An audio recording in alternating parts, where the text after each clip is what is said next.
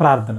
మహోన్నతుడైన మా పరమ తండ్రి, కృతజ్ఞతలు దేవా. తండ్రి, మాతో మీ యొక్క మాటలు మాట్లాడడానికి మీరు మాకు ఇచ్చిన ఈ యొక్క సందర్భాన్ని బట్టి, సమయాన్ని బట్టి కృతజ్ఞతలు తండ్రి. చెప్పబోచుండగా నాకును, వినబోచుండగా నీ కుమారులు కుమార్తెలందరికీ కూడా తండ్రి తోడుగా ఉండి సహాయం దయచేయమని, మంచి మాటలు దయచేయమని క్రీస్తు వారి ప్రేట ప్రార్థన అడిగి వేడుకుంటున్నాం తండ్రి. ఆమె. యాకోబు రాసిన పత్రిక 1వ అధ్యాయము 22వ వచనం. మీరు వినువారు మాత్రమే అయ్యుండి మిమ్మును మీరు మోసపుచ్చుకోకుండా వాక్య ప్రకారము ప్రవర్తించువారనై ఉండుడి. క్రైస్తవులుగా ఉన్న మనం, లేకపోతే ప్రపంచంలో ఉన్న మీరు ఎవరినైనా తీసుకోవచ్చు, మాకు తెలుసు ఈ విషయం గురించి పూర్తిగా అని మనల్ని మనమే మోసపుచ్చుకుంటాం. కానీ రియాలిటీలోకి వచ్చేసరికి మాత్రం ఆ విషయం గురించి మనకు తెలియంది, దేవుడు ఏదైతే చెప్పాలనుకున్నాడో ఆ విషయం అనేది కంప్లీట్గా బ్లర్లోకి వెళ్ళిపోయేలాంటి విషయాలు చాలా ఉంటాయి. వాటిల్లో ఈ ప్రార్థన అనేది కూడా మెయిన్. అసలు క్రిస్టియన్స్ అందరికి కూడా ప్రార్థన ఎలా చేయొచ్చు, ప్రార్థన ఎవరికి చేయాలి, అసలు ప్రార్థన అంటే ఏంటి, ఏ ఏ సమయాల్లో చేయాలి, ఇవన్నీ కూడా తెలుసు. ఇవన్నీ మనకి డిఫాల్ట్గా ఉండే, ఈ క్రిస్టియన్గా మనం పుట్టాం కాబట్టి మనకి ఇవన్నీ తెలుసు అని మనం అనుకుంటాం. కానీ నిజానికి అసలు ప్రార్థన అంటే ఏంటి, ఆ ప్రార్థన ఎప్పుడు స్టార్ట్ అయింది, అసలు ప్రార్థన ఎలా చేయాలి, ఎప్పుడు చేయాలి, ఎవరికి చేయాలి, ఏ నామంలో చేయాలి, ఈ విషయాలన్నిటిపైన క్లారిటీ తెచ్చుకోవడం అనేది ఎంతైనా అవసరం. మనకి తెలుసు అని మనల్ని మనం మోసపుచ్చుకోవడం కంటే మనకు తెలిసిన విషయాలు కరెక్టా కాదా, అవి వాక్య ప్రకారంగా ఉన్నాయా లేదా, ఇంతకీ ఈ విషయం గురించి దేవుడు ఏం చెప్తున్నాడు అనేది ఈరోజు మనం చెక్ చేద్దాం. ఈరోజు మన టాపిక్ కూడా ఈ ప్రార్థన గురించి మొత్తం బేసిక్ ఐడియా అంతా కూడా డిస్కస్ చేసుకోవడానికి ప్రయత్నిద్దాం. అసలు ఫస్ట్ ఈ ప్రార్థన అంటే ఏంటి, ప్రార్థన అంటే ఏంటో మనకు అర్థమైందంటే మిగిలిన పీసెస్ అన్నీ కూడా ఆటోమేటిక్గా వాటికి అవే అటాచ్ అయిపోతూ ఉంటాయి. ప్రార్థన అంటే దేవుడితో మనం మాట్లాడడం, దేవుడితో మనం సహవాసం కలిగి ఉండడం, దేవుడికి మనం ఏదైనా చెప్పడం, ఓదార్పు కావాలి, లేకపోతే సహవాసం కావాలి, లేకపోతే కొంచెం భరోసా కావాలి, ఇలాంటి విషయాలు దేవుడి దగ్గర నుండి మనం కోరడం. ఒక రకంగా చెప్పాలంటే దేవుడికి మనకి మధ్యలో ఉండే కనెక్షనే ప్రార్థన. ఈ కనెక్షన్ అనేది చాలా రకాలుగా ఉండొచ్చు. చాలా రకాలుగా అంటే ఉదాహరణకి స్టార్టింగ్లో ఆదాం అవ్వల దగ్గర మనం మాట్లాడుకుంటే వాళ్ళు డైరెక్ట్గా దేవుడితోనే మాట్లాడినట్టుగా మనం చూస్తూ ఉంటాం. కొన్నిసార్లు దర్శనాల ద్వారా కానీ, కొన్నిసార్లు వాక్యం ద్వారా కానీ దేవుడితో కనెక్షన్ అనేది చాలా రకాలుగా ఉండే అవకాశం ఉంది. కానీ వాటిల్లో ఈ ప్రార్థన అనేది ఏంటంటే అన్నింటికన్నా ఫస్ట్ ప్లేస్లో ఉంటుంది అందరికీ. అంటే ఇప్పుడు కొంతమందికి దర్శనాలు కలగకపోవచ్చు. ఇప్పుడు ఆదాం అవ్వల్లాగా మనం డైరెక్ట్గా దేవుడితో కానీ, ఇప్పుడు శిష్యులు ఎలా అయితే యేసు ప్రభుతో డైరెక్ట్గా కాంటాక్ట్లో ఉన్నారో అలా ఉండలేకపోవచ్చు. రకరకాల లిమిటేషన్స్ ఉంటాయి. కానీ ప్రార్థన అనేది మాత్రం అందరికీ సంబంధించింది. ఏదో ఆత్మవరాల్లాగా, త్రిత్వం గురించి కూడా, అవన్నీ కూడా మీరు చూడండి. అప్పుడు ఈ టాపిక్ అనేది మీకు ఇంకా క్లారిటీగా అర్థమవుతుంది. అవన్నీ ఏదైతే ఆత్మవరాలను మాట్లాడుకున్నామో, పరిశుద్ధాత్మ వరాలను మాట్లాడుకున్నామో, దర్శనాలను మాట్లాడుకున్నామో, దేవునితో సంభాషణ కలిగి ఉండడానికి మాట్లాడుకున్నాం, ఇవన్నీ కూడా కొంతమందికే లిమిట్ అయ్యి ఉండే అవకాశం ఉందేమో. కానీ ప్రార్థన అనేది మాత్రం ప్రతి క్రైస్తవుడికి సంబంధించింది. ప్రతి క్రైస్తవుడు దేవుడితో ఉండడానికి, దేవుడితో కనెక్షన్ లో ఉండడానికి ఆ మిడిల్లో ఉండే ఆ మీడియం ఏదైతే ఉందో దాన్ని మనం ప్రార్థన అంటాం. ఈ ప్రార్థన అసలు ఎక్కడ స్టార్ట్ అయింది, ఫస్ట్ ప్రార్థన అనేది ఎక్కడ స్టార్ట్ అయింది ఏంటి అనేది మనం చూస్తే ఆదికాండము 4వ అధ్యాయము 26వ వచనం. ఆదాము దగ్గర నుండి వంశాలు చెప్పుకుంటూ వచ్చాడు. అయితే షేతునకు కూడా కుమారుడు పుట్టెను, అతనికి ఏనోష్ అను పేరు పెట్టబడెను. అప్పుడు యెహోవా నామమున ప్రార్థన చేయుట ఆరంభమైనది. ప్రార్థన అనేది ఎక్కడ స్టార్ట్ అయింది అంటే, ఇప్పుడు ప్రార్థన అనే టైటిల్ నేమ్ గురించి మాట్లాడుకుంటున్నాం. మనం మీనింగ్ భావం ప్రకారంగా మాట్లాడుకుంటే ఆదాము గారు దేవునితో మాట్లాడడం కూడా ఒక రకంగా ప్రార్థనే. కయీను హేబేలు దేవుడికి మొరపెడుతున్నారు, దేవుడితో మాట్లాడుతున్నారు అంటే అది కూడా ఒక రకమైన ప్రార్థనే. అంటే ఇప్పుడు ఆదాము గారు మాట్లాడారు ఒక పని గురించి, లేకపోతే ఒక సందర్భం గురించి, లేకపోతే కయీను హేబేలు గారు మాట్లాడారు అర్పణిస్తున్నా అని ఒక పని గురించి, ఒక సందర్భం గురించి. అలా కాకుండా దేవుడితో ప్రతి క్షణం కూడా కాంటాక్ట్ లో ఉండాలి. నేను మాట్లాడుతున్నాను, నేను ఎప్పుడు మాట్లాడినా, ఎలా మాట్లాడినా దేవుడు వింటాడు అన్నట్టుగా ప్రతి సన్నివేశం గురించి దేవుడితో మనం డిస్కస్ చేసుకోవడం, ఒక ఇండివిజువల్గా మనంగా దేవుడితో మాట్లాడడం. దావీదు గారి గురించి మాట్లాడుకుంటాం, దానియేలు గురించి మనం మాట్లాడుకుంటాం. వీళ్ళందరూ పొద్దున్న లేచి దగ్గర నుంచి నైట్ వరకు దేవుడితో కనెక్షన్లో ఉండేవాళ్ళు. ఎప్పుడు ఏ జరిగినా దేవుడితో చెప్పుకునేవాళ్ళు. అలా ఒక ప్రార్థన చేసే ఒక క్రమం అనేది ఆరంభమైంది ఎక్కడయ్యా అంటే ఇక్కడ ఆదికాండంలో. ఇక్కడ నుంచి మన ప్రార్థన అనేది ఏంటి అనేది చూసుకుంటూ వస్తాం. సరే, ఇక మెయిన్ క్వశ్చన్స్కి వెళ్ళిపోదాం. ప్రార్థన అంటే ఏంటి అంటే దేవునికి మనకి మధ్యలో కనెక్షనే ప్రార్థన. ఈ ప్రార్థన అనేది ఎవరు చేయాలి? దేవుడికి సంబంధించి దేవుని కుమారులు అని మేము పిలువబడుతూ దేవుడి కోసం మేము బ్రతకాలి, లేదా దేవుడు మాకు ఏదో చెయ్యాలి, లేదా మేము దేవుడు రెండో రాకడ కోసం వెయిట్ చేస్తున్నాం, దేవుడు అన్న పరిచయం ఉన్న ప్రతి వ్యక్తి కూడా కంపల్సరీగా ఎల్లప్పుడూ ప్రతి దినము కూడా ప్రార్థన చేయాలి. ఎవరు చేయాలంటే మనుషులందరూ చేయాలి. మనుషులందరూ అంటున్నారంటే కొంతమంది దేవుడి గురించి తెలియని వాళ్ళు ఉంటారు కదా, వాళ్ళు కూడా చేయొచ్చా? దేవుడి గురించి అనుభవం, దేవుడు ఎలా ఉంటాడు, దేవుడు ఏం చేస్తాడు, ఆయన లక్షణాలు ఏంటి అని తెలియని వాళ్ళ ప్రార్థన కూడా దేవుడు అన్నట్టుగా మనం అబ్జర్వ్ చేసాం. బైబిల్లో చాలా చోట్ల ఇజ్రాయేలీలే కాకుండా అన్యులు వేరే వాళ్ళు కూడా ఏదైనా మాట్లాడినప్పుడు దేవుడు విన్నట్టుగా, దేవుడు వాళ్ళకి రెస్పాన్స్ ఇచ్చినట్టుగా నిర్గమాకాండంలో కానీ లేవీకాండంలో కానీ అక్కడ చాలా చోట్ల చూసాం. దేవుడితో నేను మాట్లాడుతున్నాను అన్న ఉద్దేశంతో మంచి హృదయం కలిగి మనం మాట్లాడే ప్రతి మాట కూడా దేవుడు వింటాడు. ఆ ప్రార్థన చేసే వాళ్ళది దేవుడు వింటాడు. ఓన్లీ క్రిస్టియన్స్ చేస్తే వింటాడు, హిందువులు చేస్తే వింటాడు, ముస్లిమ్స్ చేస్తే వింటాడు అని ఏం లేదు. ప్రార్థన ఎవరు చేయొచ్చు? మనుషులందరూ చేయొచ్చు. నెక్స్ట్, ఈ ప్రార్థన అనేది ఎప్పుడు చేయాలి? ఎప్పుడు చేయాలి అంటే మనకి దేవుడు ఏం చెప్తున్నాడు చూడండి. లూకాసు వార్త 18వ అధ్యాయము 1వ వచనం, వారు విసుగక నిత్యము ప్రార్థన చేయుచుండవలనుటకు ఆయన వారితో ఈ ఉపమానము చెప్పెను. కేవలం ప్రార్థన గురించి సపరేట్గా ఒకటి చెప్తున్నాడంట యేసుప్రభు వారు. విసుగక నిత్యము చేయాలి. నిత్యము అంటే టైము, మార్నింగే, ఈవినింగే, ఆఫ్టర్నూనే, లేకపోతే సండే మాత్రమే చేయాలి, లేదా సాటర్డే మాత్రమే చేయాలి, అలాంటిదేం లేదు. నిత్యము ఏ టైంలో అయినా, 24 గంటల్లో ఏ టైంలో అయినా, ప్రతిరోజు ఎంతసేపు వీలైతే అంతసేపు మనం ప్రార్థనలో గడపాలి. ఇక్కడ అందరికి క్వశ్చన్ వచ్చేద్దాం మళ్ళీ, అంతసేపు ప్రార్థనలో గడపాలంటే ఎలా? అసలు అది పాసిబుల్లా? అంతసేపు దేవుడితో మాట్లాడడానికి ఏముంటుంది? లేకపోతే అంతగా నేను ఎలా చేయగలను? ఇప్పుడు ఫర్ ఎగ్జాంపుల్కి నేను ఏ బస్సులో వెళ్తా ఉన్నాను, ఆ టైంలో దేవుడికి ప్రార్థన చేయాలంటే ఎలా చేయాలి? పలానా పెళ్లిలో ఉన్నాను, ఆ టైంలో చేయాలంటే ఎలా చేయాలి? లేదా పలానా ఆఫీస్ మీటింగ్లో ఉన్నాను, లేదా ఈరోజు నాకు జాబ్ నేను ఆఫీస్ వర్క్ అవర్స్లో ఉన్నాను, లేదా స్కూల్లో ఉన్నాను, నేను ఎలా ప్రార్థన చేయాలి? ఇలాంటి క్వశ్చన్లు వస్తూ ఉంటాయి. ప్రార్థన ఎప్పుడు చేయాలి అనే దాంట్లోనే ఆన్సర్ ఉంది చూడండి. ఉదాహరణకి బైబిల్లో మనం చూసాం అనుకోండి, బైబిల్లో మోకాళ్ళుని ప్రార్థన చేసిన వాళ్ళు ఉన్నారు, కళ్ళు మూసి ప్రార్థన చేసిన వాళ్ళు ఉన్నారు, కళ్ళు తెరిచి ప్రార్థన చేసిన వాళ్ళు ఉన్నారు, నడుస్తూ ప్రార్థన చేసిన వాళ్ళు కూడా ఉన్నారు. ఎలా చేస్తున్నాం అనేది మన యొక్క హృదయం మీద ఆధారపడి ఉంటుంది, కానీ మన పొజిషన్ మీద ఆధారపడి కాదు. అంటే ఉదాహరణకి నేను మోకాళ్ళ దండేసి చేస్తున్నానా, లేకపోతే నేను కూర్చుని ప్రార్థన చేస్తున్నానా, లేదా నేను పడుకుని ప్రార్థన చేస్తున్నానా, లేకపోతే నేను నడుస్తూ ప్రార్థన చేస్తున్నానా. ఇప్పుడు ఫర్ ఎగ్జాంపుల్కి బస్సులో వెళ్తా ఉన్నప్పుడు నేను దేవుడికి ప్రార్థించాలి. బస్సులో కూర్చుని ఉంటాను, నేను వెంటనే అందరూ పక్క జరగండి, నేను ఒకసారి ప్రార్థన చేసుకోవాలని చెప్పేసి వాళ్ళందరినీ పక్క జరిపేసి నేను అక్కడ మోకాళ్ళ దండేసి ప్రార్థన చేశాను అనుకోండి, అది మనం దేవుడితో మాట్లాడినట్టు అవదు, అందరి ముందు దేవుని నామాన్ని హేళన చేసినట్టు అవుతుంది. అంతేనా కదా? అలాగని ఏమంటారు, ఇంట్లో ఉన్నాను నేను, పరిస్థితులన్నీ అనుకూలంగా ఉన్నాయి, ఆ టైంలో నేను ఎలా మాట్లాడినా దేవుడు అంటాడు కదా, కూర్చుని మాట్లాడినా పడుకుని మాట్లాడినా అని పడుకుని నా ఇష్టం వచ్చినట్టు నేను మాట్లాడుకున్నాను అనుకో, ఇలాగ దేవుడితో అది అని, దాన్ని కూడా ప్రార్థన అనరు. మన హృదయం బట్టి ఉంటుంది. దేవుడితో మనం మాట్లాడేటప్పుడు మనం ఎంత వినయాన్ని కలిగి ఉంటున్నాం అనేది మన హృదయం మీద ఆధారపడి ఉంటుంది. ఉదాహరణకి మనకి జాబ్ ఇచ్చే వాళ్ళనో, మేనేజర్నో, లేకపోతే ఎమ్మెల్యేనో కలవడానికి వెళ్ళాం, ఎలా పడితే అలా వెళ్ళిపోతామా? కొంచెం మంచి డ్రెస్ వేసుకుని మంచి కనబడేలాగా వెళ్తాం, లేదా ఏమంటారు పలానా లోపలికి వెళ్ళాలి, ఏదో ఆఫీస్ లోపలికి వెళ్ళాలి, ఏదో గవర్నమెంట్ ఆఫీస్ లోపలికి చెప్పులు బయట విడిచి వెళ్తాం కదా. అంటే దాని ఉద్దేశం ఏంటి? కలెక్టర్ని కలవడానికి వెళ్ళాం, చెప్పులు బయట చేసి కొంచెం మంచిగా వెళ్తాం. ఎందుకు? అది వాళ్ళకి మనం చూపించే గౌరవం. వాళ్ళకే మనం అంత గౌరవం చూపిస్తున్నప్పుడు సర్వలోకాన్ని, ఆకాశ మహా ఆకాశాలను కలగజేసిన దేవుడితో మనం మాట్లాడుతున్నాం అన్నప్పుడు మనం ఎలా మాట్లాడుతున్నాం అనేది మన యొక్క ఏమంటారు బిహేవియర్. అంటే ఇప్పుడు నేను చెప్పులు వేసుకుని చేస్తున్నానా, కూర్చుని చేస్తున్నానా, పడుకుని చేస్తున్నానా, మోకాలు దండేసి చేస్తున్నానా, ఇది నా యొక్క వినయాన్ని, దేవుడి మీద నాకు ఎంత గౌరవం ఉంది, ఎంత భక్తి ఉంది, ఎంత ప్రేమ ఉంది అనే విషయాన్ని రిఫ్లెక్ట్ చేసిద్ది. చెప్పులు తీసి ప్రార్థన చేస్తాం అంటే దాని ఉద్దేశం ఏంటి? దేవుడికి అది మనం చూపించే భక్తి, అది వినయం. చెప్పులు వేసుకుని నా ఇష్టం వచ్చినట్టు కేర్లెస్గా చేస్తున్నాను అనుకో నేను.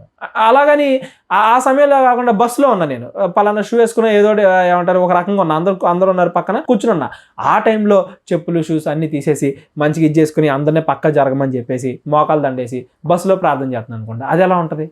ఒక కంప్లీట్ ప్రొసీజర్. మీరు ఇలాగే ప్రార్థన చెయ్యండి అని బైబిల్ ఏం చెప్పట్లేదు, కానీ వినయముతో ప్రార్థన చేయాలి. ఎటువంటి పరిస్థితుల్లో ఎంత వినయం కుదిరితే అంత వినయంగా. ఎక్కడైనా దేవుడు వినయంగా దీనంగానే ఉండమన్నాడు. ఎక్కడ ఎలా కుదిరితే అలాగా. ఇంట్లో ఉన్నప్పుడు ప్రశాంతంగా, ఎవరు లేనప్పుడు మోకాలు దండేసుకుని కూర్చుని, ఇప్పుడు మామూలుగా ఉన్నాం, మామూలు కూర్చుని ప్రార్థన చేసుకుంటాం. బాగా ఏదన్నా తప్పు చేసినప్పుడు, ఏదన్నా మన వల్ల ఏదన్నా తప్పు జరిగినప్పుడు బాధలో ఉన్నప్పుడు క్షమించమని అడుగుతూ మోకాలు దండేసి ఏడుస్తూ ప్రార్థన చేస్తాం. అలాగని ప్రార్థన చేసే ప్రతిసారి ఏడుస్తూ ప్రార్థన చేయమని కాదు. మన హృదయంలో ఏది ఉంది, హృదయంలో ఏది పెట్టుకుని మనం ప్రార్థన చేస్తున్నాం అనేది దేవుడు చూస్తాడే కానీ నువ్వు ఇది ఎలా కూర్చుని చేస్తున్నావు, పడుకుని చేస్తున్నావు అలా చూడడం. అలాగని అవి అనవసరమా అంటే కాదు. ఇవన్నీ కూడా మీరు ఫస్ట్ నుంచి మెసేజ్లు ఉంటే మీకు బాగా అర్థమవుతాయి. విగ్రహాలు కనిపించి తినొచ్చా తినకూడదు దగ్గర, అలంకరణ ఎలా ఉండాలి అనే దగ్గర, వీటన్నింటి దగ్గర మనం మాట్లాడుకున్నాం. ఏంటంటే ఒక పర్మనెంట్ సొల్యూషన్ ప్రతి చోట మీరు ఇలాగే ఉండాలి అనే ఆజ్ఞలు ఏమీ దేవుడు పెట్టలేదు. ఆ టైంకి మనకి ఎంత పాసిబుల్ అయితే అంత వినయంతో మనం దేవుడికి ప్రార్థన చేయాలి. అది మాత్రమే దేవుడు కోరుకునేది. ఒక రకంగా చెప్పాలంటే ఇద్దరు ఒకే రకంగా ప్రార్థన చేస్తున్నా కానీ దేవుడు ఒకళ్ళ ప్రార్థనను మెచ్చి ఒక ప్రార్థన మెచ్చని సందర్భాలు మనం చూస్తాం. మత్తయి సువార్తలో ఇద్దరు కలిసి ఒకటే చోట ప్రార్థన చేసిన సందర్భం ఒకటి ఉంటుంది చూడండి. మత్తయి సువార్త 6వ అధ్యాయము ఇక్కడ 5వ వచనం నుండి చూద్దాం. మీరు ప్రార్థన చేయనప్పుడు వేషధారుల వలె ఉండవద్దు, మనుష్యులకు కనబడవలెనని సమాజ మందిరముల్లోనూ వీధుల మూలల్లోనూ నిలిచి ప్రార్థన చేయుట వారికి ఇష్టము, వారు తమ ఫలము పొంది ఉన్నారని నిశ్చయముగా మీతో చెప్పుచున్నాను. మనం దేవుడితో మాట్లాడుతున్నాం అంటే దేవుడికి మనకి సంబంధించిన విషయమే కానీ అందరు నన్ను చూస్తున్నారా లేదా. ఇప్పుడు కొంతమంది ఉంటారనమాట, ఇంట్లో ప్రార్థన చేయాలనుకో, నేను ప్రార్థన చేసుకుంటున్నా కాసేపు నన్ను ఎవరో డిస్టర్బ్ చేయమాకండి అని వాళ్ళకి వార్నింగ్ ఇచ్చి మరి లోపలికి వెళ్ళి మనం ప్రార్థన చేస్తాం. ఏం చేస్తాం మనకు తెలియదు కానీ అలా వెళ్తాం.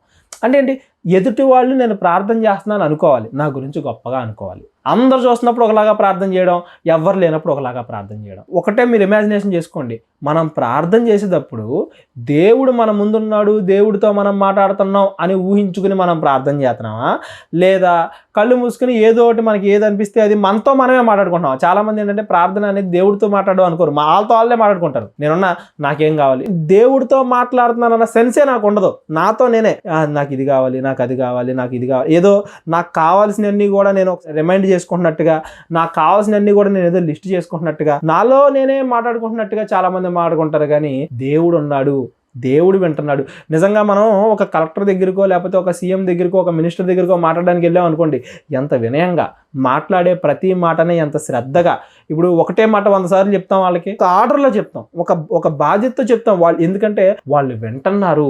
ఒకవేళ సరిగ్గా కన్వే చేయకపోతే బాగోదు అని రకరకాల ఫ్యాక్టర్స్ పెట్టుకుని ఒక రకంగా కన్వే చేస్తాం, ఒక రకంగా మాట్లాడతాం. అదే దేవుడితో అయితే మాత్రం ఎక్కడ స్టార్ట్ చేస్తామో తెలీదు, ఎక్కడ ఎండ్ చేస్తామో తెలీదు, ఎటు నుంచి ఎటు వెళ్తామో తెలీదు, ఏది చెప్తామో తెలీదు.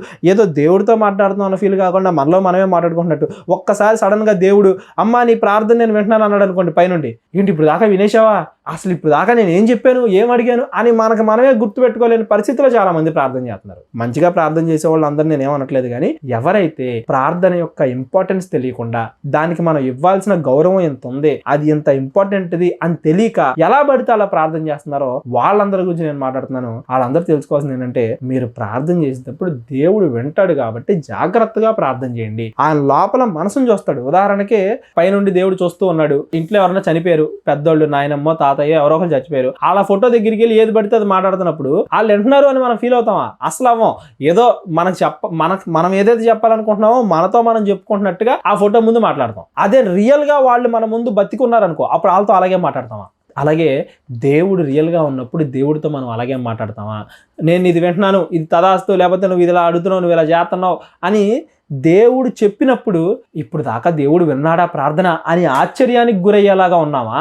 ప్రతిసారి వింటున్నాడు ఇప్పుడు రెస్పాండ్ అయ్యాడు అనేలాగా మనం ఉంటున్నామా ఏంటనేది మనం చూసుకోవాలి. ఒకటి, మనుషులు చూస్తున్నారు అన్న ఉద్దేశంతో మనం చేయకూడదు. బస్సులో అయినా లేకపోతే ఆఫీసులో అయినా స్కూల్లో అయినా ఎక్కడైనా మనం ప్రార్థన చేస్తున్నప్పుడు మనం దేవుడితో మాట్లాడుతున్నాం, దేవుడికి మనం ఎంత వినయం చూపిస్తున్నాం, దేవుడితో మనం ఏం మాట్లాడుతున్నాం అది దేవుడికి మనకి మధ్య ఉండే కనెక్షనే. కానీ అందరు చూస్తున్నారు, అందరు చూడాలి కాబట్టి నేను చేయాలనుకోవడం కరెక్ట్ కాదు. లేకపోతే నేను భక్తి నాకు తెలియాలి, ఎవరేమనుకున్నా నాకు సంబంధం లేదు కాబట్టి నేను ఏమంటారు అందరినీ పక్క జరిపేసి అక్కడ చెప్పులు తీసేసి ఏమంటారు మోకాలు దండ వేసేసి స్కూల్లో క్లాస్ చెప్తున్నాం. క్లాస్ చెప్పే టైంలో ఒక 10 నిమిషాలు ఖాళీ దొరికింది, ఖాళీలో మనం ప్రేయర్ చేయాలనుకున్నాం. ఆ టైంలో స్కూల్లో పిల్లలందరినీ పక్క జరిపేసి అందరినీ కింద మంచి కూర్చొని మోకాలు దండ వేసుకుని ప్రార్థన చేసాం అనుకోండి, మిగతా వాళ్ళందరికీ కూడా, మిగతా టీచర్లకు కానీ వాళ్ళకి కానీ దేవుడిని హేళన చేసే విషయాలు అలాంటివి.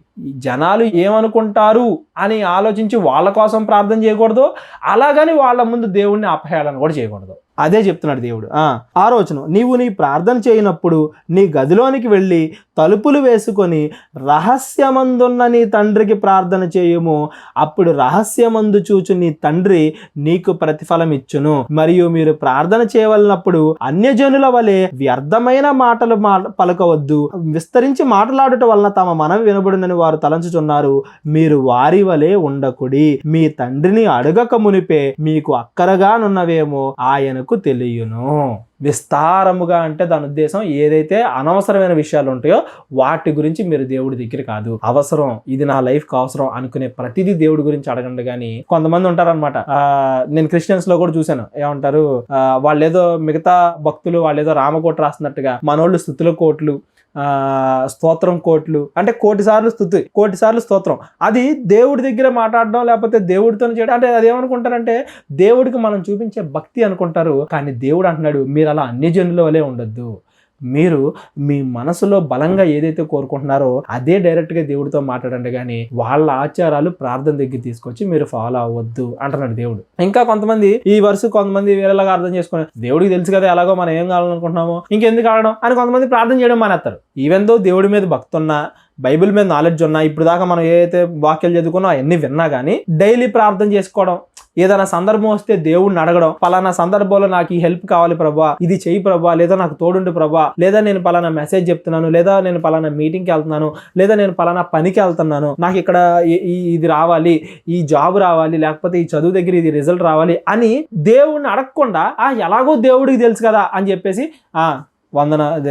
ప్రభా వందనాలు, ఇది కావాలి, ఆమెన్ అని చెప్పేసి ఇంకా వెళ్ళిపోతారు అనమాట. అది కూడా కరెక్ట్ కాదు. దేవుడు ఏం చెప్తున్నాడంటే మన మనసులో ఉన్నది పర్ఫెక్ట్ గా మనం దేవుడి ముందు మంచిగా పెడితే దేవుడు చెప్తాడు కదా, ఏమని, మీరు ప్రార్థన చేయనప్పుడు మీరు ఏదైతే అడిగారో అది మీకు వచ్చేసింది అని మీరు భావించండి అంటాడు. దేవుడితో మనం కంప్లీట్ గా చెప్పి అది ఓకే, రిజల్ట్ దేవుడు ఇస్తాడనమాట, మనకి ఏది మంచితో అది దేవుడు చేస్తాడనమాట అన్న నమ్మకంతో మనం ప్రార్థన ముగించాలి. కానీ ఆ దేవుడికి అన్ని తెలుసు కదా, ఇంకా మనం అడగడం ఎందుకు అని చెప్పి వదిలేయకూడదు. అక్కడ ఇంకొకటి కూడా ఉంది, దేవుడికి అన్ని తెలుసు కదా మనం అడగకూడదు అంటే దేవుడి మీద నమ్మకాన్ని మనం కోల్పోతాం. ఎప్పుడైనా కానీ సహవాసం ఉండాలి. దేవుడి ప్రార్థన కానీ బల్ల కానీ ఇవన్నీ ఎందుకు పెట్టాడంటే ఎప్పుడైతే కాన్స్టెంట్ గా దేవుడు మన మాట వింటున్నాడు, దేవుడు మనకి సమాధానం ఇస్తాడు, దేవుడిని మనం జ్ఞాపకం చేసుకోవాలి, మంచి చేయాలి అన్న జ్ఞాపకం చేసుకోవాలి, ఇవి కాన్స్టెంట్ గా మన లైఫ్ లో ఎప్పుడైతే ఉంటాయో అప్పుడే మనం దేవునిలో ఉంటాం. ఎప్పుడైతే ఇవి కొంచెం మనకు దూరం అయ్యాయో ఆటోమేటిక్ గా లోకం మనకి దగ్గర అయిపోద్ది. ఇప్పుడు ఒక పాట వింటాడు, ఎవడో ఒకడో సినిమా పాట ఏదైనా రిలీజ్ అయింది, దాన్నే రిపీట్స్ లో పెట్టుకుని ఒక 10 సార్లు అంటాడు. ఆడి మైండ్ లో ఏమి రొటేట్ అవుద్ది, అదే రొటేట్ అవుద్ది. ఆ పాట, ఆ సినిమా సాంగే, లేదంటే వాడు ఏదైతే సినిమా చూసాడో ఆ సినిమానే, లేకపోతే ఏదైతే జోక్ అంటాడో సినిమా జోకు ఆ జోకే, అదే 24 గంటలు రన్ అవుతుంది. కానీ వాడి మైండ్ లో నేను మంచి చేయాలి, దేవుడు ఉన్నాడు, దేవుడి ఇష్ట ప్రకారంగా బ్రతకాలి. మన హార్ట్ గాని మన బ్రెయిన్ గాని ఒక బకెట్ లాంటిది, బకెట్ కి ఒక ఎండ్ అనేది ఉంటది. ఎప్పుడైతే మనం ఇవన్నీ వేసేస్తామో దేవుడు మాట్లాడడానికి ఖాళీ ఉండదు. క్రిస్మస్ అప్పుడో లేదా అప్పుడప్పుడు ఇప్పటికప్పుడు దేవుడు వాక్యాలు విన్నా కానీ తర్వాత అవి వాళ్ళకి ఎందుకు గుర్తుండవయ్యా అంటే ఈ మధ్యలో వాళ్ళు చాలా చెత్త, ఏదైతే సినిమాలకు సంబంధించి ఉండదు అవ్వచ్చు, లోక సంబంధమైనది అవ్వచ్చు, ఎదుటి వాళ్ళని హేళన చేసే జోకులు అవ్వచ్చు, ఏ అయినా కానీ ఆ చెత్త అంతా లోపలేసుకున్నప్పుడు దేవుడి వాక్యం అనేది బాటంకి వెళ్ళిపోద్ది, అది మనకు కనబడదు. మనం దేవుల్లో ఉండాలంటే మనకు అపోస్తుల కార్యాలు చెప్తాడు, మనకి డైలీ ఉండాల్సినవి కొన్ని ఉంటాయి. అపోస్తుల కార్యాలు 2వ అధ్యాయము 42వ వచనం, వాళ్ళు బోధ యందును రొట్టె విరుచుట ఎందును ప్రార్థన చేయుట ఎందును ఎడతెగక ఉండిరి. 4 విషయాల గురించి మాట్లాడుకున్నాం, సహవాసం, బోధ, రొట్టె విరుచుట, ప్రార్థన అని. ఈ ప్రార్థన కూడా ఈ 4 ఎప్పుడైతే ఈ 4 మన లైఫ్ లో డైలీ ఉంటాయో అప్పుడే మనకి దేవుడి గురించి, నేను మంచిగా ఉండాలి అనే దాని గురించి, దేవుడు నాతో మాట్లాడుతున్నాడు అనే దాని గురించి, నా లైఫ్ మొత్తాన్ని దేవుడు చూస్తున్నాడు, ఏ టైంలో నాకు ఏది అవసరమో అది దేవుడు చేస్తాడు, లేదా నేను ఏదైనా బలంగా కోరుకుంటే అది నాకు దేవుడు దయచేస్తాడు. ఇవన్నీ కూడా మనకి కాన్స్టెంట్ గా రిమైండర్ లాగా, ఫోన్ ఎలా అయితే వాట్సాప్ మెసేజ్ రాగానే టింగ్ అని మోగుతుందో అలాగా కాన్స్టెంట్ మనకి దేవుడి గురించి రిమైండ్ చేసేవి 4. వాటిల్లో ప్రార్థన అనేది ఎప్పుడు ఉంటేనే లోకంలోకి మనం కలవకుండా ఉంటాం. ఎప్పుడైతే ప్రార్థన అనేది వెళ్ళిపోద్దో అప్పుడు అది ఆటోమేటిక్గా బ్లర్ అయిపోద్ది. 2 మనుషులు ప్రార్థన చేస్తున్నారంట, ఆ ఇద్దరికి మధ్య ఉండే డిఫరెన్స్ దేవుడు చెప్తున్నాడు. లూకాసు వార్త 18వ అధ్యాయము 9వ వచనం నుండి చదువుకుందాం. తామే నీతిమంతులమని తమ్ము నమ్ముకొని ఇతరులను తృణీకరించు కొందరితో ఆయన ఈ ఉపమానము చెప్పెను. ప్రార్థన అనేది మన యొక్క ఏమంటారు స్వభావాన్ని రిఫ్లెక్ట్ చేస్తుంది. దేవుడు ప్రార్థన వింటాడు, ప్రతి ప్రార్థన వింటాడు. ఏమేమి అబ్జర్వ్ చేస్తాడు దేవుడు మనం ప్రార్థన చేసేటప్పుడు అనేవి ఒకసారి చూద్దాం. 10వ వచనం, 2 మనుషులు దేవాలయంలోకి వెళ్ళిరి, వారిలో ఒకడు పరిసయ్యుడు, ఒకడు సొంకరే. ఒకళ్ళేమో క్రైస్తవంలో బాగా ఉన్నాడు అనుకోండి, నేటి పరిస్థితుల్లోకి మనం కన్వర్ట్ చేయాలంటే. ఆ టైంలో పరిసయ్యులు అంటే వాక్యాన్ని బోధించేవాళ్ళు, సొంకరి అంటే పన్ను కలెక్ట్ చేసేవాళ్ళు. ఒక రకంగా చెప్పాలంటే ఒక నార్మల్ వ్యక్తి, ఒకళ్ళు ఫస్ట్ నుంచి క్రిస్టియానిటీలో బాగా బలంగా బతికిన వ్యక్తి అనుకుందాం, నేటి టర్మ్స్ లో మనం కన్వర్ట్ చేసుకోవాలనుకుంటే. 2 వెళ్ళారు, ఆ 2లో ఒకళ్ళు ప్రార్థన చేస్తున్నారంట. దేవుడు ఏమేమి అబ్జర్వ్ చేస్తున్నాడు చూడండి. దేవాలయంలో నిలవబడి, పరిసయ్యుడు నిలవబడి దేవా, నేను చోరులను, అన్యాయస్తులను, వ్యభిచారులనైన ఇతర మనుష్యుల వలనైనను ఈ సుంకరుల వలనైనను ఉండనందుకు నీకు కృతజ్ఞతలు చెల్లించుచున్నాను. చోరులు, నేను దొంగతనం చేయలేదు, ఆ పాపాల్లో నేను చిక్కుకోనందుకు ధన్యవాదాలు అని చెప్పడం వేరు. వాళ్ళందరూ ఎదలో, వాళ్ళందరికన్నా నేను నీతిమంతుడిని, నన్ను వాళ్ళందరికన్నా నీతిమంతుడిగా ఉంచావు కాబట్టి, వాళ్ళందరూ వేస్ట్, నేను ఒక్కడనే బాగున్నాను కాబట్టి ధన్యవాదాలు అని చెప్పడం వేరు. అంటే మనకి ఏమంటారు, ఫేమస్ కోట్ కూడా ఉంటుంది మన క్రిస్టియానిటీలో, దేవుడు చెప్పిందే, పాపిని ప్రేమించి పాపాన్ని ద్వేషించమన్నాడు దేవుడు. జనాలు మనోడు క్వైట్ ఆపోజిట్. ఇది ఎందుకు చెప్పాడు అంటే దేవుడు బైబిల్లో యాజ్ ఇట్ ఈజ్, ఇది 2000 సంవత్సరాల క్రితం జరిగిన సిచ్యువేషన్ అయినప్పటికీ కూడా నేటి క్రిస్టియన్ ప్రపంచంలో కూడా ప్రతిరోజు మనం చూసేది, ప్రార్థన చేసే ప్రతి 5గురిలో 3 ఒక పరిశీలిలాగా ఉంటే 2 సుంకర్లా ఉంటారు. మనం ప్రార్థన చేసేటప్పుడు మనం ఎవరిలా ఉన్నామో చూసుకోవడానికి ఇది మనం కంపల్సరీగా చదువుకోవాలి. వాళ్ళ వలె ఉండనందుకు కృతజ్ఞతాస్తుతులు చెల్లించుచున్నాను. వారమునకు 2 మారులు ఉపవాసము చేయుచు నా సంపాదన అంతటిలో 10వ వంతు చెల్లించుచున్నానని తనలో తాను ప్రార్థించుచుండెను.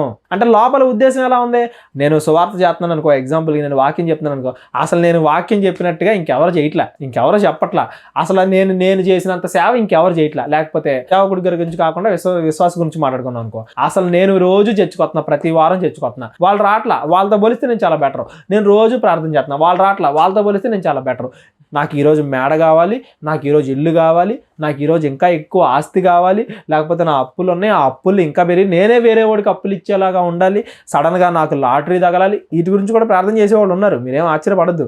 లాటరీ తగలాలి, ఇలాగా రకరకాలుగా పక్కన వాళ్ళతో కంపేర్ చేసుకుంటూ నేను వాళ్ళకన్నా బలంగా, ఏమంటే క్రిస్మస్ గురించి మనం మాట్లాడుకుంటాం ఎప్పుడు, ఈ సీజన్ అంతా క్రిస్మసే కదా. క్రిస్మస్ సీజన్లో అంటే దేవుడి యొక్క పుట్టుకను ఒకసారి ఆలోచించండి. ఆయన రాజు, పరలోకానికి అధిపతి, లోకాలను క్రియేట్ చేసిన ఆయన ఏ రాజు కుటుంబంలోనో ఎక్కడో పుట్టకుండా పశువుల పాకలో ఆయన పుడితే ఫస్ట్ చూసింది ఎవరంటే గొర్రెల కాపర్లు. అంతగా ఆయన ఎందుకు తగ్గించుకున్నాడంటే ఆయన కంపేర్ చేసుకుని నేను అందరికన్నా పెరిగిపోవాలి, రాజులా కావాలి అనుకోవాలా, జనాలతోనే ఉండాలి, అందరూ సమానంగా ఉండాలి, అందరిని ప్రేమించాలనుకున్నాడు.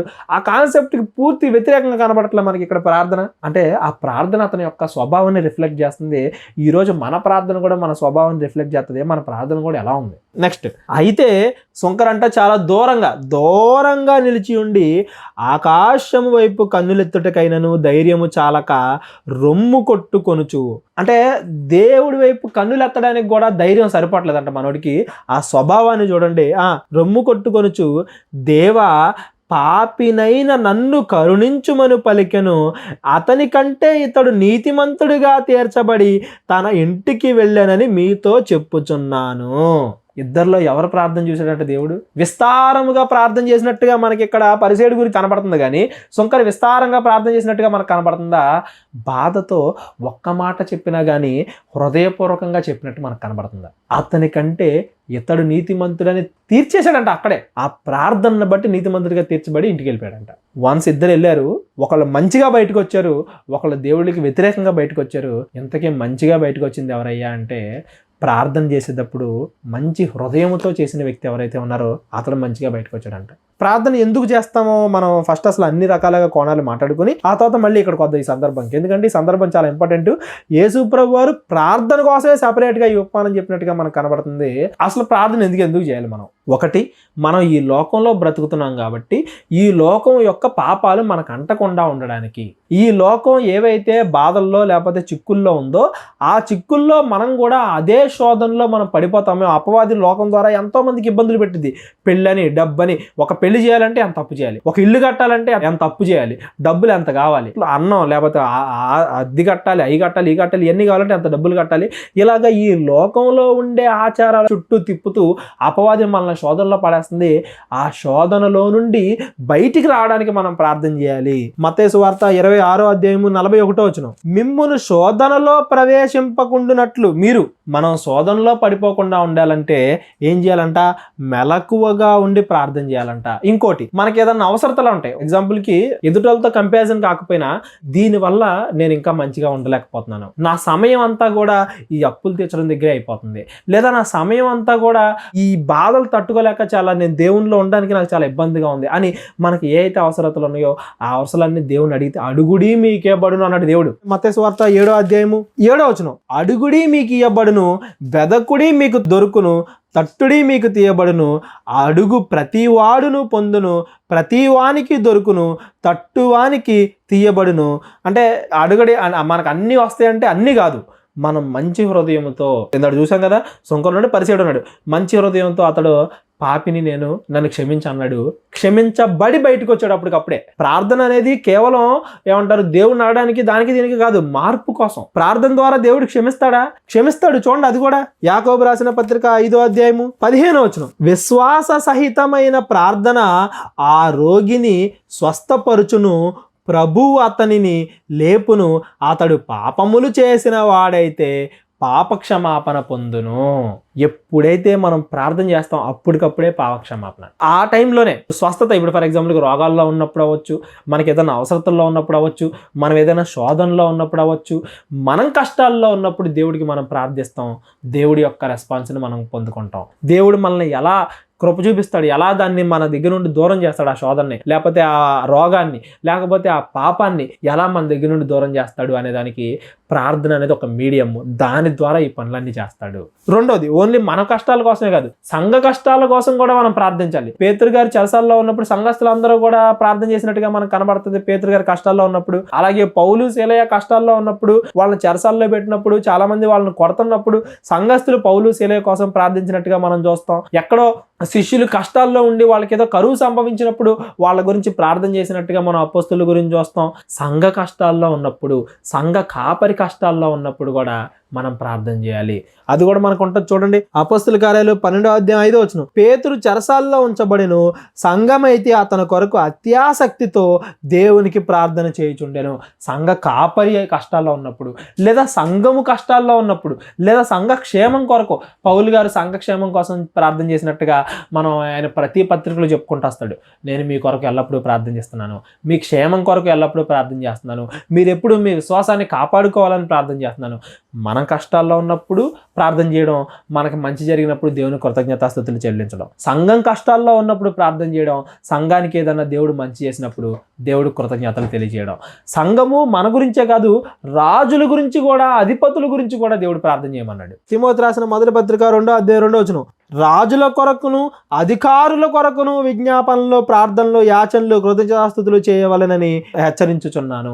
రాజుల గురించి కూడా చేయాలి. ప్రార్థన అనేది ప్రతి విషయంలోనూ దేవుడికి మనకి మధ్య ఉండే కనెక్షన్ని, ఆ సంబంధాన్ని తెలియజేసిద్ది. దేవుడికి మనకి ఎలా ఉండాలి కమ్యూనికేషన్ అనే దానికోసం ప్రార్థన ఎన్ని రకాలుగా, అన్నిటి కోసం ప్రార్థన చేయాలి. ఆ ప్రార్థన మనం ఫస్ట్ నుండి చూసి చూడండి. ప్రార్థన ఎవరు చేయాలి? మనుషులు అందరూ చేయాలి, ఎవరైనా చేయాలి. క్రైస్తవులు అవ్వచ్చు, అనిలు అవ్వచ్చు, ఎవరైనా చేయొచ్చు. దేవుడితో మాట్లాడడమే ప్రార్థన. నెక్స్ట్, ఏ సమయంలో చేయాలి? ప్రతి సమయంలో చేయాలి. ఎప్పుడు వీలైతే అప్పుడు చేయాలి, ఎలా వీలైతే అలా చేయాలి. బస్సులో ఎలా కూర్చున్నప్పుడు కూర్చుని ప్రార్థన చేసుకుంటాం, ఫ్లైట్లో కూర్చున్నప్పుడు కూర్చుని ప్రార్థన చేస్తాం, రోగంతో ఉన్నాం, హాస్పిటల్ బెడ్ మీద ఉన్నాం, పడుకుని చేస్తాం, ఎందుకంటే లెగలేని పరిస్థితి. బస్సులో లెగిసి అందరి ముందు దేవుని నామాన్ని హేళన చేయలేని పరిస్థితి, హాస్పిటల్లో లెగలేని పరిస్థితి. అలాంటి సందర్భాల్లో ఓకే, ఇంటి దగ్గర ఉన్నప్పుడు మనం ఎలా వినయాన్ని, కొంతమంది కూర్చుని చేయొచ్చు, కూర్చుని ప్రార్థన చేయడం కూడా తప్పు కాదు. కొంతమంది ఏదన్నా కష్టాల్లో ఉన్నప్పుడు, బాధలో ఉన్నప్పుడు, ఏడుస్తూ ఏదన్నా తప్పు చేసినప్పుడు దేవుడి క్షమాపణ అడుగుతూ ప్రార్థన చేస్తారు, మోకాలు దండాడుతూ. అది కరెక్టే, మన వినయాన్ని తెలియజేసిద్ది. కానీ ఎలా చేసినా కానీ దేవుడు మన హృదయాన్ని చూస్తాడు. ఎలా చేస్తాడు, ఎలా చేయాలి, ఎవరు చేయాలి, ఏ టైంలో చేయాలి అనేది కూడా చూసాం. దేనికోసం చేయాలి, ఇప్పుడు దాకా మనం మాట్లాడుకున్నాం. శోధనలో తప్పించుకోవడానికి, కష్టాల్లో ఉన్నప్పుడు, సంఘ క్షేమం కోసం, మన క్షేమం కోసం, స్వస్థతల కోసం, పాప క్షమాపణ కోసం, అధికారుల కోసం, ప్రతి విషయం కోసం కూడా మనం ప్రార్థన చేయాలి. ఇవన్నీ కూడా నార్మల్ కాన్సెప్ట్ లాగా ఏమంటారు, అందరికీ తెలిసినవి అని మాట్లాడుకుంటే, ఈ ప్రార్థన దగ్గర క్రైస్తవుల్లో కొన్ని విభేదాలు కూడా ఉన్నాయి. విభేదాల గురించి కూడా మనం మాట్లాడుకుందాం. మామూలుగా మాట్లాడితే లాజికల్గా మీరు ఆలోచించండి. దేవుడు పరలోకమందు ఉన్నాడు, ఆయన కోరుకునేది ఏంటిది? మన యొక్క మారు మనసు. ఇప్పుడు దాకా మనం 30 రోజులు 30 అంశాల కోర్సు. అదైనా మనకు అన్ని చెప్పేది ఏంటంటే దేవుడు మన నుంచి కోరుకునేది మారు మనస్సు. పాపాలు చేయకూడదు, మంచి చేయాలి అనేలాగా మన మనసు మారిపోయిన తర్వాత ఇప్పుడు ఆ మనసుని మనం కాపాడుకోవాలి. ఇంకా మళ్ళా పాపంలోకి పడిపోకుండా మంచి చేస్తూ ఉండాలి అనేలాగా మనం దాన్ని నిలబెట్టుకోవాలి. అలా నిలబెట్టుకోవడం కోసం బల్ల అవ్వచ్చు, వాక్యం అవ్వచ్చు, సహోదరులతో సహవాసం అవ్వచ్చు, దేవుడితో మనకుండే ఏమంటారు కనెక్షన్ ప్రార్థన అవ్వచ్చు. ఇది మెయిన్ అంశం. ఎలా చేస్తున్నాం చేసేటప్పుడు మన హృదయం ఎదుటి వాళ్ళ మెప్పు కోసం చేస్తున్నామా, దేవుడితో మనం మాట్లాడతాని చేస్తున్నామా, ఎదుటి వాళ్ళు చూస్తారని చేస్తున్నామా, దేవుడు విని దేవుడు నాకు రెస్పాన్స్ ఇవ్వాలి అని చేస్తున్నామా, ఎదుటి వాళ్ళతో కంపేర్ చేసుకుంటూ వాళ్ళకన్నా నేను గొప్పగా ఉండాలి, మామూలుగానేమో బయట అందరినీ ప్రేమించాలని మాట్లాడుకుంటూ అక్కడికి వెళ్తే వాడు మనకన్నా తక్కువ రా, లేదా వేరే కులం వాడరా, లేకపోతే మనం మిడిల్ క్లాస్ రా, వాడు కొంచెం లోవర్ క్లాస్ రా, లేకపోతే మనం కొంచెం బాగా డబ్బున్న వాళ్ళరా, వాళ్ళు వీళ్ళురా, వాళ్ళతో స్నేహం చేయకూడదురా, వాళ్ళతో ఉండకూడదురా, వాళ్ళతో కలిసి కూర్చుని తినకూడదురా, వాళ్ళతో తిన అని మనుషుల మధ్య డిఫరెన్స్తో మనం చూస్తున్నామా. యేసు ప్రభు ఏదైతే మనకి మాదిరి చూపించారో ఆ విధంగా మనుషులందరితో ప్రేమ కలిగి మనం మంచి కోసం, మన యొక్క జీవితం కోసం మనం ఇది చేస్తున్నామా, ఎదుటి వాళ్ళతో కంపేర్ చేసుకుంటూ చేస్తున్నామా, ఈ మనసును బట్టి దేవుడు ప్రార్థన స్వీకరిస్తాడు అనేది ఇప్పటి వరకు మనం చూసిన కోర్ కాన్సెప్ట్. అయితే ప్రార్థన ఎవరికి చేయాలి? క్రైస్తవుల్లోనే ఉండే కొన్ని విభేదాలు అనమాట. ప్రార్థన తండ్రికి చేయాలా, యేసు ప్రభువారికి చేయాలా, ఇది ఒక కాన్సెప్ట్. అంటే తండ్రికి చేస్తేనే కరెక్ట్ అనేవాళ్ళు కొంతమంది, లేదు యేసు ప్రభు వారికి చేస్తేనే కరెక్ట్ అనేవాళ్ళు ఇంకొంతమంది. ఏమంటే మీరు ఆల్రెడీ త్రిత్వం అనే కాన్సెప్ట్ ఉంది, అది అందరూ మీరు విన్నారనుకుంటున్నాను. ఎక్కడ తండ్రి కుమార పరిశుద్ధాత్మ ఒక్కటి, ఎక్కడ వారు వేరు వేరు, ఏ విషయాల్లో వాళ్ళందరూ కలిసే ఉన్నారు, ఏ విషయాల్లో వాళ్ళందరూ ఒకటే అని పిలవచ్చు, మనం ఎక్కడ త్రిత్వం అని పిలవచ్చు, ఎక్కడ ఏకత్వం అని పిలవచ్చు అనే విషయాన్ని మనం ఆల్రెడీ ఇన్ డీటెయిల్డ్గా అక్కడ చూసాం. ఇంకా కొంతమంది ఏమంటారు, తండ్రికే చేయాలి, కుమారునికి చేయకూడదు, యెహోవా నామాన్నే చేయాలి. ఈ మధ్య కొంతమంది కూడా వస్తున్నారు, అసలు యేసునామం యెహోవా నామం కూడా కాదు, డైరెక్ట్గా యెహోవాకే చేయాలి, యేసునామం చేయమని కానీ ఇవన్నీ కూడా తప్పు. మనం ఎప్పుడైతే యెహోవాకి డైరెక్ట్గా చేయలేదో అప్పుడు మన ప్రార్థన రీచ్ అవ్వదు, లేకపోతే యేసునామాన్ని చేయలేదో అప్పుడు మన ప్రార్థన దేవుడికి రీచ్ అవ్వదు. ఇలా కొన్ని విభేదాలు, అర్థం కాని విషయాలు కూడా క్రైస్తవంలో ఉన్నాయి. వాటిని కూడా మనం మాట్లాడుకుందాం. ఇంతకీ అసలు ఫస్ట్ ఆ విభేదాల్లో ఫస్ట్ది ఎవరికి ప్రార్థన చేయాలి, సెకండ్ది ఏ నామంలో మనం ప్రార్థన చేయాలి. ఈ రెండు విషయాలు క్రైస్తవంలో కొంచెం ఉంటాయి, ఈ రెండు కూడా మనం మాట్లాడుకుందాం. ఫస్ట్ పాయింట్, ఎవరికి ప్రార్థన చేయాలి. త్రిత్వం అన్నది మీరు ఆల్రెడీ వినోసుంటే ఇది బాగా అర్థమవుతుంది. ఎవరికి ప్రార్థన చెయ్యాలి అనేది అసలు మనం ఖచ్చితంగా చెప్పేయచ్చు. యేసు ప్రభు వారు కూడా ఏమని చెప్పారు, తండ్రికి ప్రార్థన చేయమని చెప్పాడు. ఎక్కడ చెప్పాడు ఏంటో చూద్దాం, చూడండి. మనం మత్తయి సువార్త 6వ అధ్యాయము 4వ వచనం, అట్లయితే రహస్యమందు చూచు నీ తండ్రి నీకు ప్రతిఫలం ఇచ్చును. 9వ వచనం కూడా చదవండి, మీరు ఇలాగూ ప్రార్థన చేయుడి, పరలోకమందున్న మా తండ్రి నీ నామము పరిశుద్ధపరచబడునుగాక, నీ రాజ్యము వచ్చునుగాక. ఇంతకీ మనం ప్రార్థన చేయాల్సింది ఎవరికంట, పరలోకమందున్న తండ్రికి. మనం స్టార్టింగ్లో మాట్లాడుకున్నాం, యెహోవా నామమున ప్రార్థన చేయుట అప్పుడు ఆరంభమయ్యింది అని ఆదికాండం 4వ అధ్యాయం. అంటే ప్రార్థన ఎవరికి చేస్తున్నారు, వాళ్ళందరూ కూడా తండ్రికే చేస్తున్నారు. పాత నిబంధనలో యేసుప్రభు అన్న కాన్సెప్ట్ వాళ్ళందరికీ అంత తెలియదు కాబట్టి ఖచ్చితంగా తండ్రికే. కొత్త నిబంధనలో యేసుప్రభు ఏమన్నా దాన్ని మార్చాడా, పాత నిబంధనలో తండ్రికి ప్రార్థన చేస్తున్నారు, కొత్త నిబంధనలో మీరు నాకు చేయండి అన్నట్టుగా ఏమన్నా మార్చాడా అంటే లేదు, తండ్రికే మీరు చేయండి అని యేసుప్రభు వారు చెప్తున్నట్టుగా మనకు కనపడుతుంది. ఇంకా ఎక్కడెక్కడ చెప్తున్నారు చూడండి, యోహాను సువార్త 17వ అధ్యాయము 1వ వచనం, యేసు ఈ మాటలు చెప్పి ఆకాశము వైపు కన్నులెత్తి ఎట్లా నేను, తండ్రి నా గడియ వచ్చి ఉన్నది. ఆయన ఎగ్జాంపుల్, యేసు ప్రభు వారు మాట్లాడితే శిష్యులందరికీ దూరంగా ఏమంటారు, పగలంతా ఆయన సువార్త ప్రకటించిన, నైట్ పూట ఆయన ప్రశాంతంగా వెళ్ళిపోయి దేవుడికి ప్రార్థన చేసినట్టుగా, పరలోకంలో ఉన్న తండ్రికి ప్రార్థన చేసినట్టుగా శిష్యుల్ని కూడా మీరు మెలకువగా ఉండి ప్రార్థన చేయండి, ఎల్లప్పుడూ మీ తండ్రికి మీరు మొరపెట్టండి, నాకులాగా మీరు ప్రార్థన కలిగి ఉండాలి, ప్రార్థన శక్తితోనే కానీ మీరు వీటిని ఇగతే ఇంకా వేరే చేయలేరు అని చాలా సందర్భాల్లో తండ్రికి ప్రార్థన చేయాలి అని ఆయన చెప్పి, ఆయన కూడా ఎగ్జాంపుల్గా తండ్రికే ప్రార్థన చేసి ఒక మాదిరికరంగా చూపించినట్లుగా కూడా మనం చూస్తాం. ఇంకా ఎక్కడ ఉందో చూడండి, మత్తయి సువార్త 9వ అధ్యాయం 37వ వచనం. ఇక్కడ యేసు ప్రభు వారు మనం చెప్పి అక్కడ జరిగిన వాళ్ళు దెయ్యాలను వెళ్ళగొడితే అన్ని చెప్పిన తర్వాత, గొర్రెల వలె విసిగి చెందినందున వారి మీద కనికరపడి, కోత విస్తారమే గాని పనివారు కొద్దిగా ఉన్నారు గనుక తన కోతకు పనివారిని పంపుమని కోత యజమానిని వేడుకొనుడని తన శిష్యులతో చెప్పాను. కోత యజమానుడు అంటే ఎవరు, ఇక్కడ తండ్రి. మనకి యేసు ప్రభు వారి ఉపమానాలన్నీ చదివితే ఆటోమేటిక్గా అర్థమైపోద్ది, తండ్రిని మీరు వేడుకోండి, ఎక్కువ మంది ఆయన కోసం పనిచేసేవాళ్ళు కావాలి అని, ఎక్కువ మంది సేవకులు కావాలి అని, ఎక్కువ మంది వాక్యాన్ని ప్రకటించేవాళ్ళు కావాలని తండ్రిని మీరు వేడుకోండి. నేను కేవలం 2-3 మాత్రమే చూపించాను, ఇంకా చాలా ఉన్నాయి. ప్రార్థన ఎవరికి చేయాలి అంటే తండ్రికే చెయ్యాలి అనేది అసలు మనకు క్వశ్చన్ లేకుండా ఉండే పాయింట్. ఇకపోతే రెండో పాయింట్ ఏంటంటే ఏ నామంలో చేయాలి. ఆ రెండు ఆల్మోస్ట్ తండ్రికే చేయాలి అనేది క్రిస్టియన్స్లో 99% అందరూ యాక్సెప్ట్ చేస్తారు. కానీ ఏ నామంలో చేయాలి అనేది మళ్ళీ ఇక్కడ పాయింట్ వచ్చింది. ఏ నామంలో చేయాలి?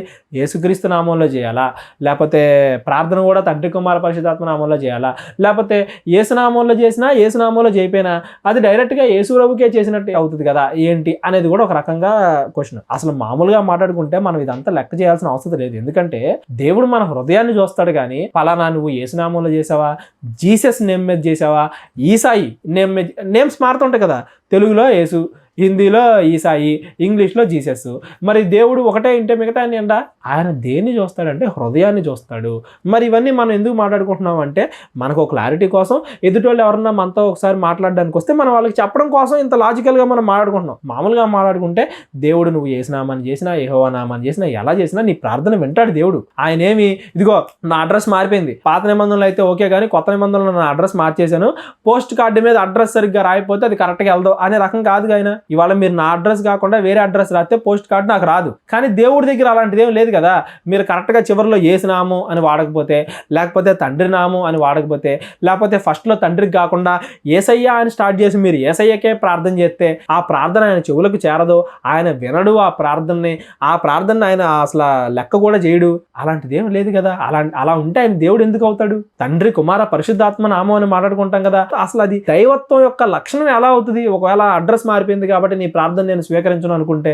యేసుక్రీస్తు నామం అని మనం ఎందుకు వాడుతున్నాము అంటే యేసు ప్రభు వారు భూమి మీదకి వచ్చి మనందరి కోసం పాప క్షమాపణ కోసం చనిపోయిన తర్వాత అన్ని నామాల కన్నా పైనామంగా దేవుడు యేసు ప్రభు వారిని హెచ్చించాడు. అందుకనే యేసునామం గురించి మనం మాట్లాడుకుంటాం.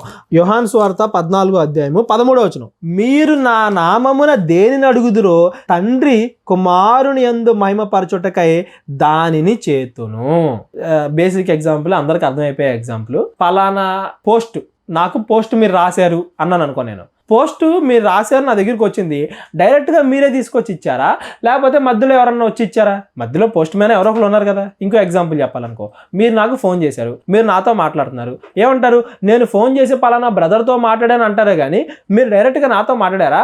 మధ్యలో ఫోన్ అనే మీడియం ఉందా? మీరు మీ ఫోన్తో మాట్లాడితే మీ ఫోన్ నా ఫోన్కి చెప్తే నా ఫోన్ నాకు చెప్తుంది. మీరు నాతో డైరెక్ట్గా మాట్లాడట్లేదు కదా. మీరు నాతో డైరెక్ట్గా మాట్లాడట్లేదు కాదు కాబట్టి మీరు నాకు ఫోన్ చేసినప్పుడు నేను ఆ పలానా బ్రదర్తో మాట్లాడలేదు, నేను ఫోన్తో మాట్లాడాను అంటామా? మనం ఫోన్తో మాట్లాడాం అనేది ఎంత హాస్యాస్పదంగా, ఎంత కామెడీగా ఉంటుంది చూడండి. ఎప్పుడైతే మనం ఇంకా డీటెయిల్డ్కి వెళ్ళిపోయి అవసరం లేని విషయాలు అన్నట్టుగా ఫోన్తో మాట్లాడావా, ఆ పర్సన్తో మాట్లాడావా అని డీటెయిల్డ్గా వెళ్ళిపోతామో అప్పుడే మనకి ప్రాబ్లం ఎదురవుతుంది. రెండు ఒకటే అని మనం ఎప్పుడైతే గుర్తిస్తామో అప్పుడు మనకి లాజిక్ అర్థమవుతుంది. యేసుప్రభు వారు కూడా అదే చెప్తున్నారు. యేసుప్రభు వారి నామములో తండ్రికి ప్రార్థన చేస్తున్నాం అంటేనే మనం యేసుప్రభు వారికి చెప్తున్నాం, యేసుప్రభు వారు తండ్రికి చెప్తున్నారు. రెండు ఒకటే. ఆ మధ్యలో ఫోన్ చేసే పని ఏంటయ్యా అంటే అవతల పర్సన్కి దాన్ని రీచ్ చేయడం. అదే చెప్తున్నారు యేసుప్రభు వారు. ఏమని? మీరు నా నామమున తండ్రిని ఏది అడుగుదురో తండ్రి కుమారుని మహిమపరచుటకే దాని చేతుడు. సేమ్ మళ్ళీ దానికి ఎక్స్టెన్షన్ కింద కూడా మాట్లాడుతూ ఏమంటున్నాడు? మీరు నా నామమున నన్నేమి అడిగినా కూడా నేను అది చేస్తాను అంటున్నాడు. యేసుప్రభు నామాన్ని అడుగుతున్నాం కాబట్టే మన ప్రేయర్ రీచ్ అవుతుంది అనుకోవచ్చు, మీరు ఏదైనా అనుకోవచ్చు. తండ్రికి ప్రార్థన చేయడం, కుమారునికి ప్రార్థన చేయడం రెండు కూడా ఒకలాంటివే. ఎందుకంటే మనం ప్రార్థన తండ్రికే చేస్తున్నాం. ఎవరి ద్వారా చేస్తున్నాం? యేసుప్రభు వారి ద్వారా చేస్తున్నాం. యేసుప్రభు ద్వారానే ఎందుకు చేస్తున్నాం? మరి ఆయనే కదా మన పాపాల కోసం చనిపోయింది. మన పాపాల కోసం చనిపోవడానికి వేరే ఇంకెవరు లేరు కదా, ఆయన ఒక్కడే కదా. ఆయన ద్వారానే మనం తండ్రిని చేరగలం. చాలా వచనాలు కూడా ఉంటాయి మనకి బైబిల్లో. క్రీస్తు ద్వారా మనం తండ్రిని చేరుకుంటున్నాం కాబట్టి మన ప్రార్థనలు కూడా క్రీస్తు ద్వారా చెప్తున్నాం. యేసు నామములో తండ్రిని అడిగి వేడుకొనుచున్నాము, అడిగి వేడుకొనుచున్నాము అని మన ప్రార్థనలో వాడుకుంటాం. మన ప్రార్థన కూడా అలాగే ఉంటుంది. యేసు నామములో తండ్రిని అడుగుతున్నాం అంటేనే దాని ఉద్దేశం మనం యేసు ప్రభు వారిని అడుగుతున్నాం. యేసు ప్రభు వారు అది యాజ్ ఇట్ ఈజ్ తండ్రికి చెప్తున్నారు. అది తండ్రిని అడగడమే అవుతుంది. రెండు ఒకటే, రెండు వేరు కాదు. సో ఇప్పుడు మనందరం కూడా ప్రార్థన చేయాల్సింది ఎవరికి? తండ్రికి. ఎవరి నామంలో చేయాలి? క్రీస్తు నామంలో మనం చేయాలి. రోమీయులకు రాసిన పత్రిక 10:13 ఎందుకనగా ప్రభువు నామమును బట్టి ప్రార్థన చేయువాడెవడో వాడే రక్షింపబడును. ఎలా ప్రార్థన చేయాలంట? ప్రభు అంటే యేసు ప్రభు వారు. యేసు ప్రభు వారి నామాన్ని బట్టి తండ్రికి ప్రార్థన చేయాలి. అదే మాటను మనం అపోస్తుల కార్యాలలో కూడా చూడొచ్చు. అపోస్తుల కార్యాలు 2వ అధ్యాయము 21వ వచనం, అప్పుడు ప్రభువు నామమును బట్టి ప్రార్థన చేయు వారందరూ రక్షణ పొందుదురు అని దేవుడు చెప్పుచున్నాడు. ప్రార్థన ఎవరు చేయాలి? తండ్రికి చేయాలి. ఎవరి నామంలో చేయాలి? యేసుక్రీస్తు నామంలో చేయాలి. ఎవరైనా ఎక్కడన్నా తప్పుగా చేసినా, ఎవరైనా అక్కడ యేసు నామంలో చేసినా, ఎవరైనా అక్కడ అసలు నామం అనేది వాడకపోయినా, ఎవరైనా తండ్రి అని కాకుండా డైరెక్ట్గా యేసయ్యా అని ప్రార్థనతో స్టార్ట్ చేసినా, మీరు గుర్తించాల్సింది ఏంటంటే దేవుడు మీ హృదయాన్ని చూస్తాడు. ఒకవేళ మీ హృదయం బాగోకుండా మీరు తండ్రికే చేసినా, యేసుప్రభు నామంలోనే చేసినా, మీ ప్రార్థన దేవుడికి అంగీకార యోగ్యముగా ఉండదు. దేవుడు హృదయాన్ని చూసి యాక్సెప్ట్ చేసే వ్యక్తి. మనం నిజంగా దేవుడితో మాట్లాడుతున్నామా, లేదో మనతో మనమే మాట్లాడుకుంటూ దేవుడితో మాట్లాడుతున్నానని మనల్ని మనం మోసపుచ్చుకుంటున్నామా అనే దాన్ని బట్టి దేవుడు మనకి రెస్పాన్స్ ఇస్తాడే కానీ వేరే వాటి వల్ల కాదు. అర్థమైందని నేను అనుకుంటున్నాను. ప్రతిరోజును కూడా పొద్దున్నే ప్రార్థనతో స్టార్ట్ చేయండి. ప్రభువా ఈరోజు బాగుండాలి, ఈరోజు నేను ఏ తప్పు చేయకూడదు, ఈరోజు నేను మంచిగా ఉండాలి, ఈరోజు నాకు ఎటువంటి కష్టం కలగకూడదు, లేదా నా వల్ల ఎదుటి వారికి ఏం కష్టం కలగకూడదు. మన పాపాల కోసం, వేరే వాళ్ళ పాపాల కోసం, సంఘోక్షేమం కోసం, వీటన్నిటి కోసం ప్రార్థన చేయండి. నైట్ పడుకునేటప్పుడు కూడా ఆ రోజు దేవుడు మిమ్మల్ని దీవించిన దాన్ని బట్టి ప్రార్థన చేయండి. నెక్స్ట్ రోజున మంచిగా ఉండడం కోసం ప్రార్థన చేయండి. మనం మార్పు చెంది పరలోకానికి వెళ్ళడానికి దేవుడు ఇంకొక రోజున మనకి ఇచ్చాడు అని ప్రార్థన చేయండి. ఫైనల్గా ఒక వర్స్ పెట్టుకుని క్లోజ్ చేసేసుకుందాం. చూడండి, పేతురు రాసిన మొదటి పత్రిక 3వ అధ్యాయం 12వ వచనం, ప్రభువు కన్నులు నీతిమంతుల మీదను ఆయన చెవులు వారి ప్రార్థన వైపులు ఉన్నవి, కానీ ప్రభువు ముఖము కీడు చేయు వారికి విరోధముగా ఉన్నది. ఇప్పుడు దాకా మనం మాట్లాడుకున్న కాన్సెప్ట్ మొత్తాన్ని ఈ ఒక్క వరుసలో పెట్టి మనం చూడొచ్చు. నువ్వు ప్రార్థన కరెక్ట్గానే చేస్తున్నావు, తండ్రికే చేస్తున్నావు, యేసు నామంలోనే చేస్తున్నావు, కానీ నువ్వు పనులు మాత్రం కీడు పనులు చేస్తున్నావు. దేవుడు నీ ప్రార్థన ఆలకిస్తాడా? దాని ఉద్దేశం ఏంటంటే మనం ప్రార్థన చేస్తున్నాం అని మోసపోయి మనతో మనమే మాట్లాడుకుంటున్నాం. మనం నిజంగా దేవుడితో మాట్లాడట్లేదు. నిజంగా దేవుడితో నువ్వు మాట్లాడుతున్నావా? దేవుడికి నా బాధ ఇది, లేదంటే నాకు కావాల్సింది ఇది, లేదా నేను కోరుకునేది ఇది అని నువ్వు దేవుడి దగ్గర పర్ఫెక్ట్గా ఇది అని నువ్వు అలా రిక్వెస్ట్ పెట్టావంటే అది మీకు ఆల్రెడీ దేవుడు ఆ కష్టాన్ని తీర్చేశాడు. మీరు ఏదైతే అడిగారో అది మీకు ఇవ్వబడింది అని నమ్మేసి మీరు క్లోజ్ చేయండి. ప్రభువు ప్రార్థన నీతిమంతుల మీద ఉంటుంది, ఆయన కళ్ళు నీతిమంతుల మీద ఉంటాయి. కాబట్టి ఆయన ఖచ్చితంగా వెంటనే అది ఏదైతే మనం కోరుకున్నామో దాన్ని ఆయన మనకి దయచేస్తాడు. ఒకవేళ ఏదన్నా జరగట్లేదు ప్రార్థన చేసిన వెంటనే మనకి అంటే మాత్రం ఎక్కడో మనం తప్పు చేస్తున్నాం. దేవుడు మనకి ఇంకా ఏదో అవసరమైంది ఇస్తాడు. రోమిల్ రాసిన పత్రికలను మనం చదువుకుంటాం. మనం పాపాలు చేసి దేవుడు కృపకి దూరం అయిపోతున్నాం. ఆయన ఏదైతే మనకి మహిమ ఇద్దాం అనుకున్నాడో దాని నుండి దూరం అయిపోతున్నాం అనేది పాయింట్. మనం స్టార్టింగ్ నుంచి చదువుకున్నాం కదా, భూమి మీదకి మనం ఎందుకు వచ్చామంటే మనం మంచివారమో చెడ్డవారమో మనం తెలుసుకొని మనంగా నేను మంచివాడినే అని దేవుడు ఎదుట నిరూపించుకోవడానికి వచ్చాం.